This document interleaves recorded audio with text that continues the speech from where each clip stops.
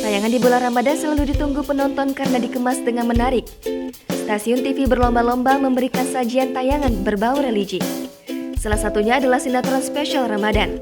Lorong Waktu adalah sinetron Ramadan yang sangat populer di akhir tahun 90-an hingga awal 2000-an. Saking suksesnya, sinetron ini selalu diperbarui setiap tahun serta dibuat versi animasi. Lorong Waktu adalah sinetron yang tayang di SCTV produksi PT Demi Gesala Citra Cinema.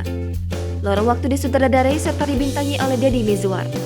Sinetron ini pertama kali tayang pada tahun 1999. Kemudian dilanjutkan Lorong Waktu 2 tahun 2000, Lorong Waktu 3 tahun 2002, Lorong Waktu 4 2003, Lorong Waktu 5 2004, dan Lorong Waktu 6 2006.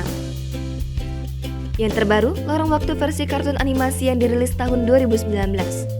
Tokoh yang mencuri perhatian di sinetron ini adalah sosok Zidane. Zidane dikisahkan anak kecil yang menjadi murid Pak Haji yang diperankan Deddy Mizwar.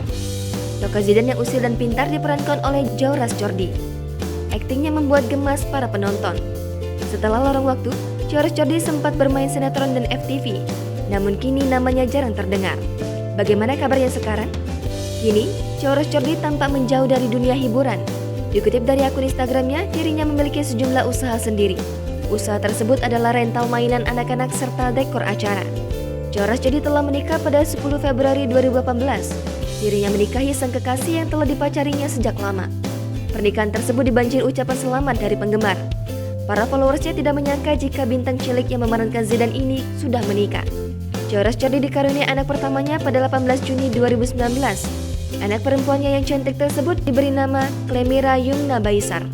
Melalui Instagramnya, Djauras Djordi kerap membagikan kelucuan sang anak. Bahkan dirinya sampai berpartisipasi dalam fashion show dengan sang anak. Jangan lupa subscribe, share, komen, dan like ya!